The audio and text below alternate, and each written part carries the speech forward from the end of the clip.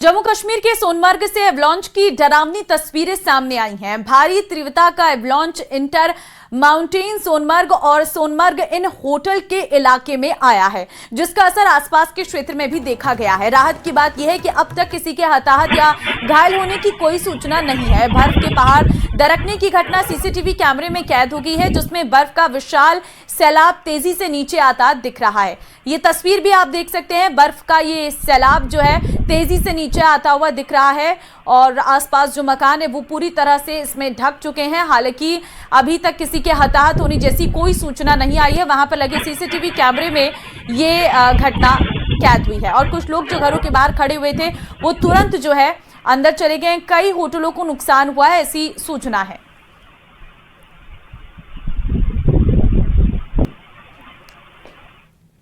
एक तरफ जहां लगातार हो रही बर्फबारी के कारण पर्यटकों के चेहरे पर खुशी देखने को मिल रही है, तो वहीं लोगों को बर्फबारी से मुसीबत भी हो रही है। वहीं बर्फबारी ने सैलानियों की मुसीबतें बढ़ा दी हैं। ये रिपोर्ट देखिए।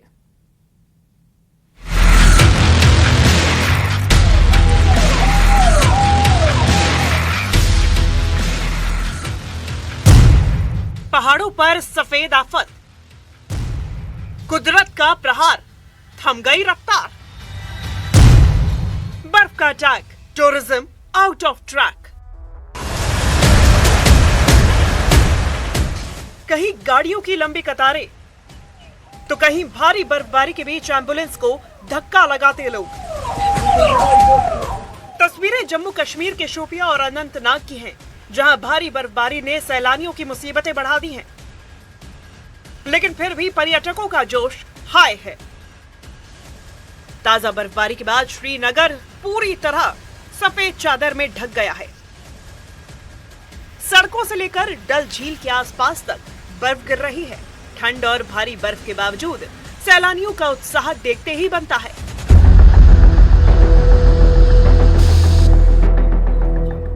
भद्रवाह घाटी में लंबे इंतजार के बाद सीजन की पहली बर्फबारी हुई। इसके साथ ही पटनी टॉप, नथा टॉप में भी मौसम की पहली बर्फ गिरी। बर्फबारी के बाद इन इलाकों में घूमने पहुंचे पर्यटकों के चेहरे खिल उठे। बच्चे बर्फ में खेलते नजर आए। एक और बर्फबारी सैलानियों के लिए जश्न लेकर आई है, वहीं आम लोगों की मुश्किलें बढ़ गई हैं।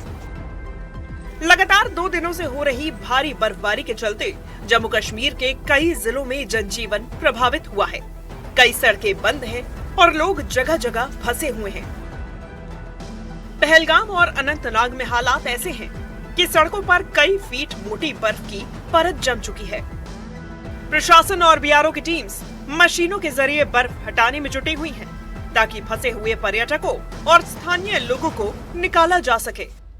कश्मीर घाटी में बर्फबारी का सिलसिला जारी है। बालाई इलाकों में करीब 1 से 2 फीट ताज़ा बर्फ गिरी है। बालाई इलाकों में पहले ही 4 दिन पहले हैवी बर्फबारी हुई थी, लेकिन अब फिर से बर्फबारी का सिलसिला शुरू हुआ है। बर्फबारी के कारण श्रीनगर जम्मू राष्ट्रीय राजमार्ग को बंद कर दिया गया है और कई सड़कें अब बंद हो चुकी हैं। फिलहाल बर्फबारी इस वक्त जारी है। इस बार मैदानी इलाकों में भी बर्फबारी हुई। श्रीनगर में इस सीजन की पहली बर्फबारी हुई। हालांकि हल्की बर्फबारी श्रीनगर में देखने को मिली, लेकिन बालाई इलाकों में बर्फबारी का सिलसिला जारी है।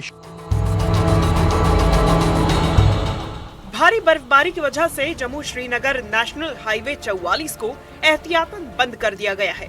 प्रशासन ने यात्रियों को मौसम साफ होने तक सफर से बचने की सलाह दी है। उधर हिमाचल प्रदेश की राजधानी शिमला में हुई ताजा बर्फबारी से पूरा हिल स्टेशन सफेद चादर में ढक गया।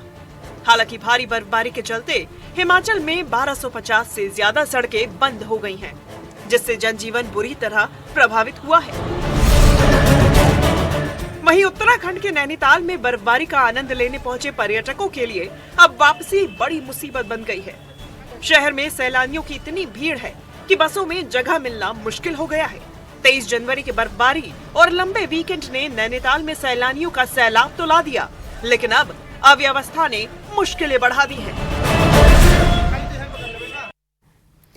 तो वहीं जम्मू कश्मीर के श्रीनगर में भी लगातार बर्फबारी हो रही है। श्रीनगर में भारी बर्फबारी ने शहर को विंटर वंडरलैंड में बदल दिया है। बर्फबारी से पूरे इलाका बेहद खूबसूरत नजर आ रहा है। पर्यटक खूबसूरत डल झील में शिकारा की सवारी और मुगल गार्डन में लुत्फ उठाते दिख रहे। उधर भारी बर्फबारी के चलते मुगल रोड पर यातायात पूरी तरह ठप है। पुंछ स्थित 79 आरसीसी बीआरओ की टीम युद्ध स्तर पर सड़क से बर्फ हटाने का काम कर रही। मुगल रोड के पीर की गली मार्ग से कश्मीर तक और हीरपुर मार्ग से कश्मीर से पुंछ तक यातायात फिलहाल बंद है। लगातार गिर रही बर्फ और फिसलन के कारण हालात बेहद चुनौतीपूर्ण बने हुए हैं। बीआरओ की टीम समय रहते बर्फ हटाने में जुटी है ताकि यातायात बहाल किया जा सके और घाटी के लोगों और वाहनों की आवाजाही सुगम हो।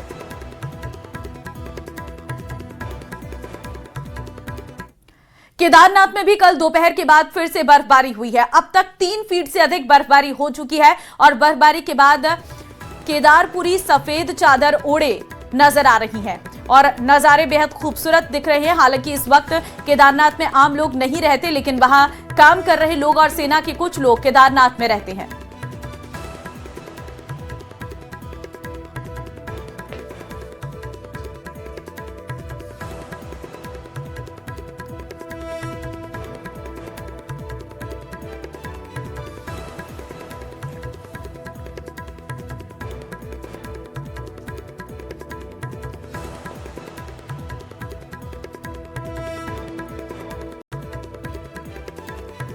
तो ये तस्वीरें आप देखिए, जो नज़ारा है वो बेहद खूबसूरत है। चारों ओर बर्फ से ढका केदारनाथ धाम, जिसकी तस्वीरें अपने आप में अद्भुत है। आप देखिए कई कई फीट तक बर्फ जमी हुई है।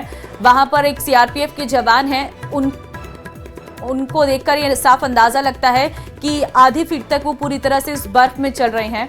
तो इस तरीके की तस्वीरें हैं। पूरा मंदिर का परिसर जो है वो बर्फ से जमा हुआ है और मंदिर के ऊपर भी बर्फ नजर आ रही है। वहां आसपास जो पहाड़ हैं वो पूरी तरह से सफेद चादर ओढ़े नजर आ रहे हैं, क्योंकि हर तरफ सिर्फ बर्फ ही बर्फ नजर आ रही है। हालांकि अभी केदारनाथ यात्रा पूरी तरह से बंद है, धाम पूरी तरह से बंद है, लेकिन वहां पर सीआरपीएफ के जवान और कुछ जो काम करने वाले कर्मचारी हैं, जो वहां पर मेंटेनेंस वगैरह देखते हैं, वो सब लोग वहां पर मौजूद हैं।